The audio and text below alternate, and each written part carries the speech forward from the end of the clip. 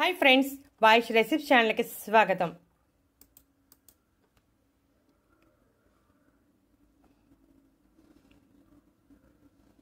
ఈ పండ్లు కనిపిస్తే పొరపాటును కూడా అస్సలు వదలొద్దు. ఎందుకో ఈ వీడియో చూస్తే మీకు అర్థమవుతుంది. సపోటాసి కుటుంబానికి చెందిన పొగడ చెట్టును మీరు ఎప్పుడైనా చూసారా? ఆ చెట్టుకు కాసిన పళ్ళే ఇవి.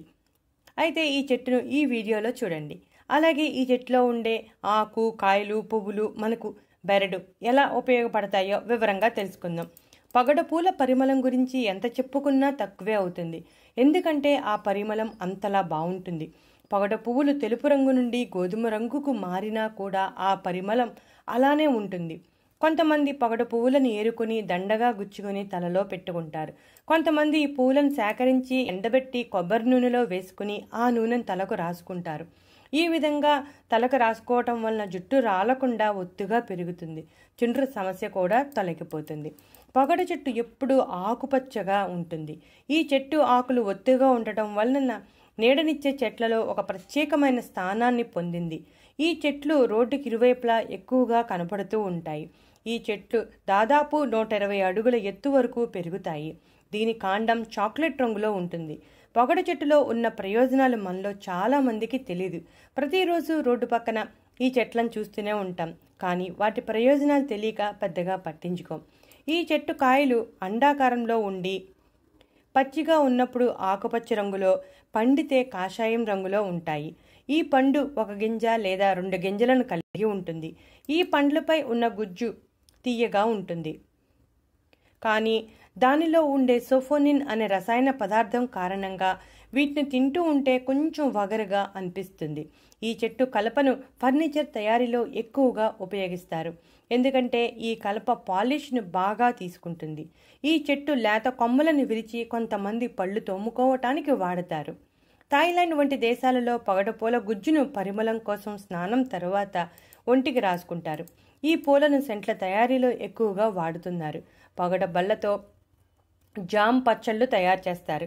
పొగడ పళ్ళు గింజల నుంచి తీసిన కొవ్వు వంట నూనెగాను, దీపాలు వెలిగించటానికి నూనెగా ఉపయోగిస్తారు.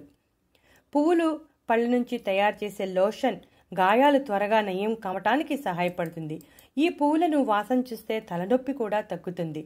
అంతేకాకుండా ఈ పండ్లను తింటే చిగుళ్ళ వ్యాధులు తగ్గిపోతాయి, పళ్ళు గట్టిగా ఉంటాయి.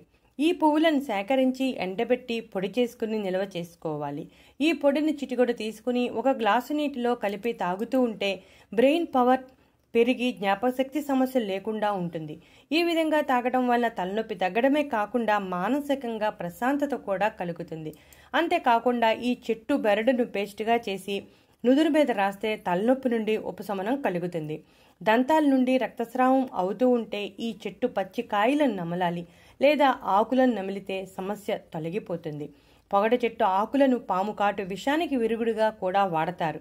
ఈ ఆకులు కంటి సమస్యలను కూడా తగ్గిస్తాయి. ఈ ఆకు నుండి రసాన్ని తీసి 1 స్పూన్ రసంలో 1 స్పూన్ తేనె కలిపి తాగుతూ ఉంటే కంటికి సంబంధించిన సమస్యలు అన్నీ తొలగిపోతాయి. చెట్టు కొమ్మలను తీసుకున్నప్పుడు పాల వంటి ద్రవం బయటకు వస్తుంది.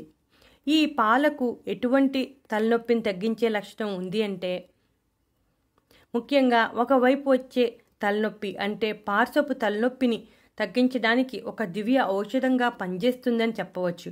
విరేచనాలకు నివారణగా ఈ పువ్వులను ఉపయోగిస్తారు. పొగడ పండ్ల గింజలను దంచి నేతితో కలిపి మెత్తని పేస్ట్గా చేసి తింటే మలబద్ధకం సమస్య నుంచి ఉపశమనం కలుగుతుంది. సాఫీగా విరేచనం అవుతుంది. పళ్ళు చిగుళ్ళ వ్యాధులతో బాధపడేవారు పొగడ కాండంపై బెరడు తీసి కషాయంగా కాచి నోట్లో పుక్కిలిస్తే చిగుళ్ళు గట్టిపడి పళ్ళు బలంగా మారతాయి. పొగడ చెట్టు కాండం బెరడుతో తయారు చేసిన పండ్ల పొడితో పళ్ళను తోముకుంటే పళ్ళు చిగుళ్ళు వాపులు తగ్గుతాయి. జ్యోతిష శాస్త్రంలో వృక్షాలకు చాలా ప్రాధాన్యత ఉంది. ఒక్కో నక్షత్రం వారు ఒక్కొక్క చెట్టును నాటినా ఎటువంటి దోషాలు ఉన్నా తొలగిపోతాయి. అనురాధ నక్షత్రంలో పుట్టిన వారు పొగడ మొక్కను నాటితే దోషాలన్నీ తొలగిపోతాయి. అలాగే ఈ పండ్లతో నోములు కూడా నోచుకుంటారు. చూసారుగా ఫ్రెండ్స్, మీకు ఎప్పుడైనా ఈ చెట్టు కనబడితే ఇప్పుడు చెప్పిన ఉపయోగాల కోసం మీరు ఉపయోగించండి. ఈ పండ్లను మనం రెగ్యులర్గా తీసుకోవచ్చు. తీసుకుంటే చాలా ప్రయోజనాలు కలుగుతాయి, చాలా మంచిది కూడా. మీరు కూడా ఈ పండ్లను, ఆకులను, బెరడు, పువ్వులను అన్నిటినీ ఉపయోగించుకోండి.